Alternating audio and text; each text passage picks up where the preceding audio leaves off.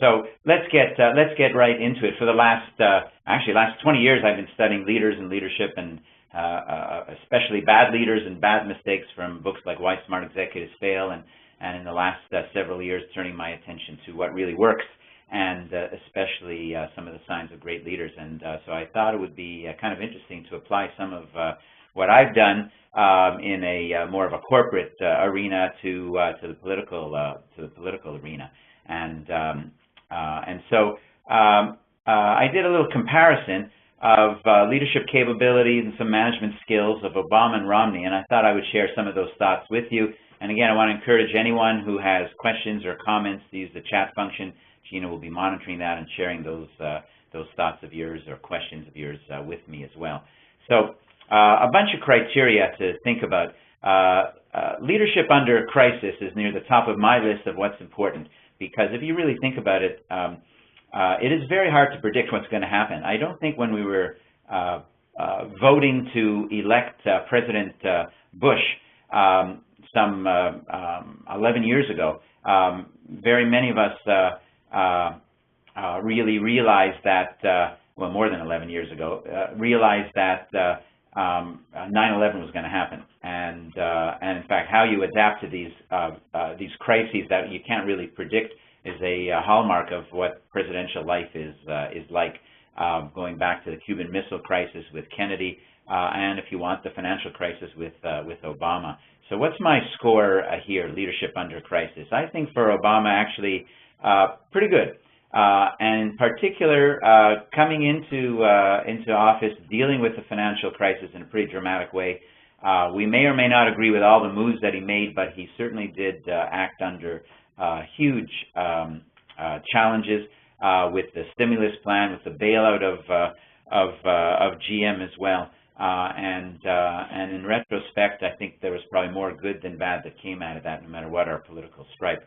With respect to Romney, in some ways he's made a living off of leadership under crisis, in that he's a turnaround expert and was so in a variety of different places, but not at the level of what a president had to do. And this is one of the advantages of being an incumbent.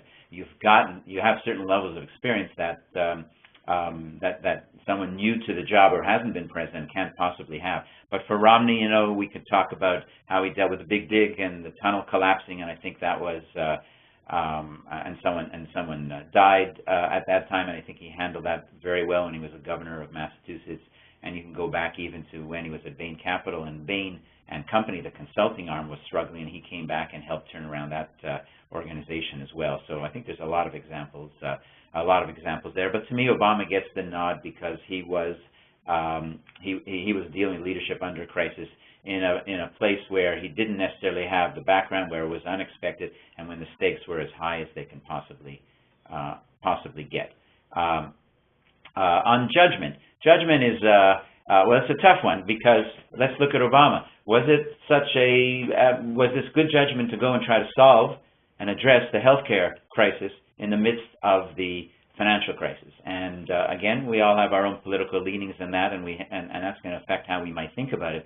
But I think that's a legitimate question to ask. Was that really where the country should have directed itself to? And some of you will remember the expression about a crisis is a terrible thing to waste, and that was part of that story as well. And for Romney, in terms of judgment, I think there's some pluses, but I think some of his reaction to what's just happened, the tragedy in Libya, raises some questions about judgment, and his criticism of Obama right at the same time as this tragedy was occurring, and actually a criticism that was based on data that I don't think was accurate.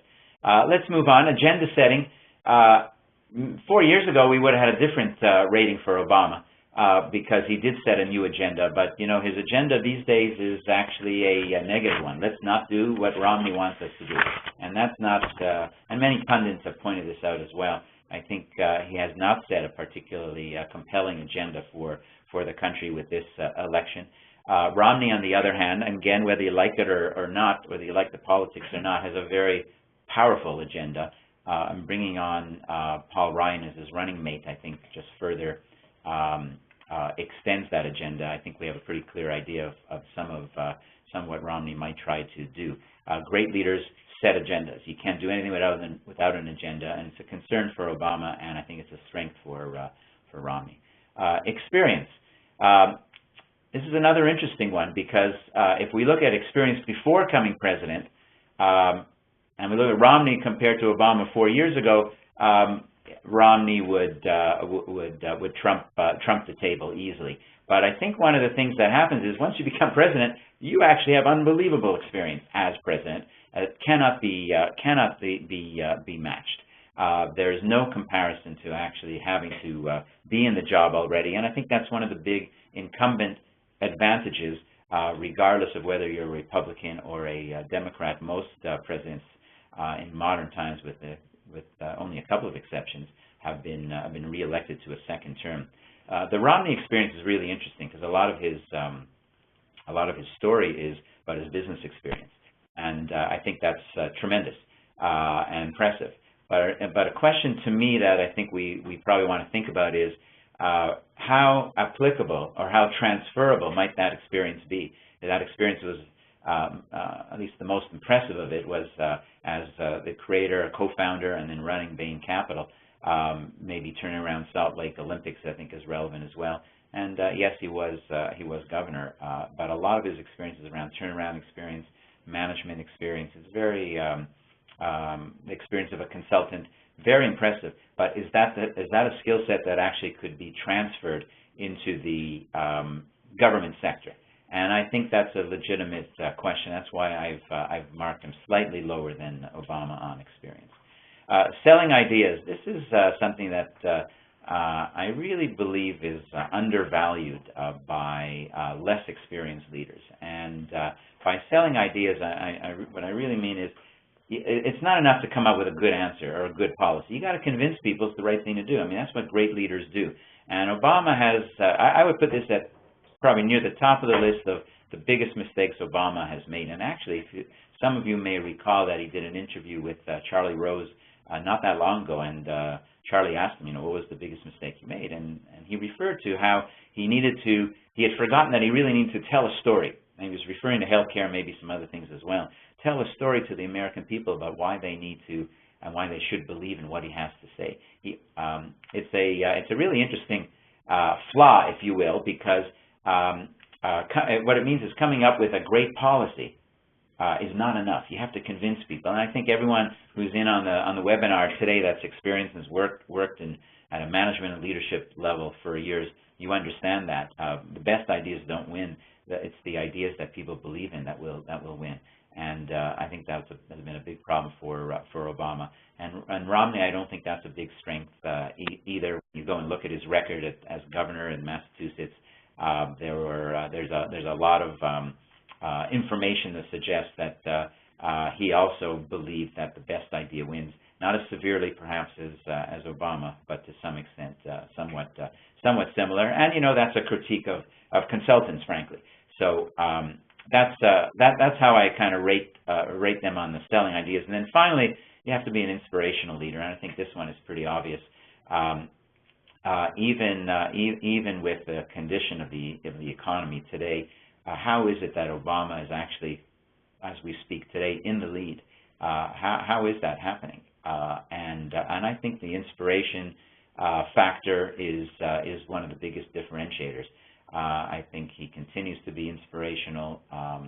And Romney, he has been critiqued even during the Republican primaries. He didn't energize people. He didn't excite people, even for very conservative voters that were involved in the primaries with Governor Romney. And I think that remains one of his biggest weaknesses. And actually, when you put those two things together and you kind of think about this, I think the path to success for Romney will be much more about conveying the competence that he has as a manager. And the next slide is going to get into that in a little bit more detail.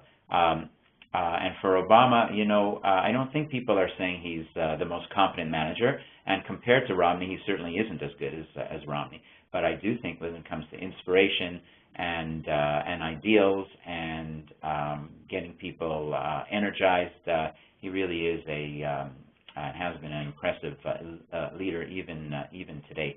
If you were to add up all these scores, take the check marks as a +1 and the X's as a -1, my arithmetic is that Obama is a +3 and a Romney is a +1, which would be on the leadership capability scoreboard. Obama's ahead of the game. When it comes to the management capability scoreboard, that's a little bit different.